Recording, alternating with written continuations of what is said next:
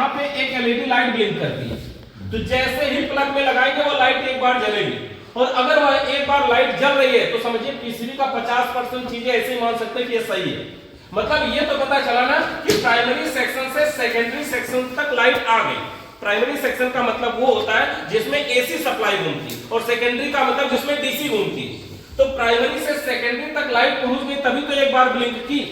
हमारा चेक करने का ये भी तरीका होता है कि अगर हम एक बार प्लग में लगाएंगे तो लाइट एक बार जलेगी, प्लग को निकाल देंगे और निकालने के बाद थोड़ी देर वेट करेंगे, 1 2 3 मिनट लगेगा लगभग। थोड़ी देर बाद देखेंगे जो लाइट एक बार ब्लिंक की थी अब 2 बार और ब्लिंक करेगी, ऐसे जल के बुझेगी। और कभी कभी इतना तेज जल के बुझती है लगता है देखने में कि एक ही बार जली है, लेकिन वो 2 बार जलती है। तो हमें ऐसे ही पता चल जाएगा कि ये पीसीबी लगभग ठीक है अगर ऐसा हो रहा है तो।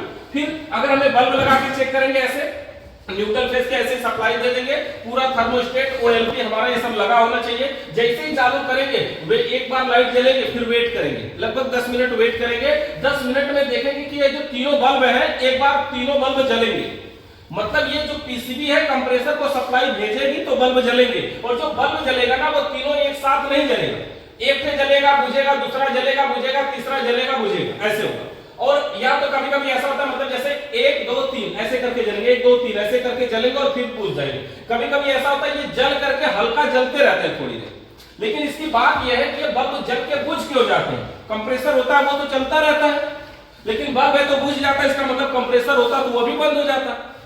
ऐसा होता ना, मतलब जब ये पीसीबी कंप्रेसर को सप्लाई भेज रही है तो हम कंप्रेसर की जगह पे बल्ब लगाए, तो हुआ क्या कि वो बल्ब जला। लेकिन अगर ये बल्ब जल करके बुझ जाता है 1 2 सेकंड में, तो ये बुझ क्यों जाता है? यहाँ पे तो कंप्रेसर होता तो लगातार चलता, लेकिन बल्ब है तो बुझ जाता है। कारण ये पीसीबी है ना, इसमें आईपीएम लगा, इंटेलिजेंट प्रोग्रामिंग मॉड्यूल, यानी कि ये इंटेलिजेंट है, ये समझदार, इसमें प्रोग्रामिंग की गई है। ये क्या होता है, जैसे ही सप्लाई भेजती है कंप्रेसर को, इसको पता चल जाता है वहां तो कंप्रेसर है ही नहीं, वहां तो बल्ब लगा के काम कर रहे, तुरंत कट कर देते। समझ रहे ना? जैसे ही भेजेगी वहां पे बल्ब होने के कारण ये तुरंत सप्लाई कट कर देगी, इसका मतलब बल्ब जल करके बुझ जाएगा। और अगर ऐसा हो रहा है तो हम ये मानेंगे कि ये पीसीबी सही है, ये पीसीबी कंप्रेसर को सप्लाई भेज रही है। क्लियर है?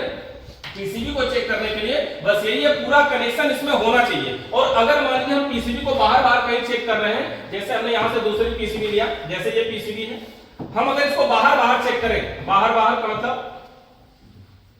जैसे इस तरह से, ये पीसीबी थोड़ा डार्क में नहीं दिख रही क्या? ठीक है ना, दिख जाएगी। जैसे अगर हम इसको बाहर बाहर से चेक करें तो हमें कम से कम क्या करना पड़ेगा जानते हैं? सबसे पहले तो न्यूट्रल और फेस की सप्लाई हमें देना पड़ेगा, पीसीबी में दे दिया। और यही न्यूट्रल फेस हमारा इस थर्मोस्टेट वाले पॉइंट पर भी अगर हम डायरेक्ट यहीं से दे दें तो भी हम यहाँ के तीनों पॉइंटों से ले जा करके बल्ब लगा के चेक कर सकते।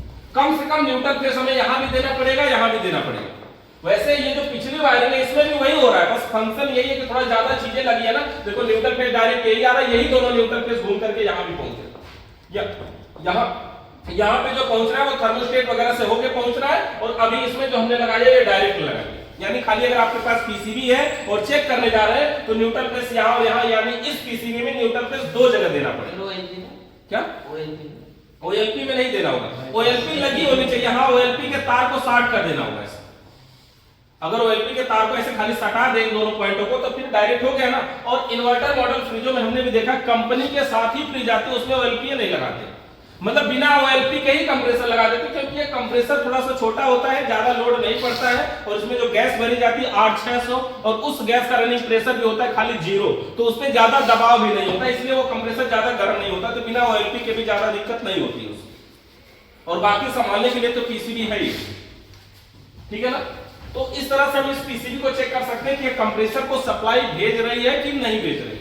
और अगर हमें कंप्रेसर मोटर को चेक करना पड़े कि कंप्रेसर ठीक है कि नहीं ठीक है, तो कंप्रेसर की चेकिंग वही हमारी 5 स्टेप में होती है। इसमें यूवीडब्ल्यू है और वही 5 स्टेप है। पहला स्टेप हमारा क्या होगा? Binding test. बाइंडिंग टेस्ट में क्या करते हैं? तीनों पिनों को मल्टीमीटर से चेक करेंगे और तीनों पिनों का मान बराबर आना चाहिए। अगर बराबर आ रहा है तो इसका मतलब इसकी बाइंडिंग ठीक है।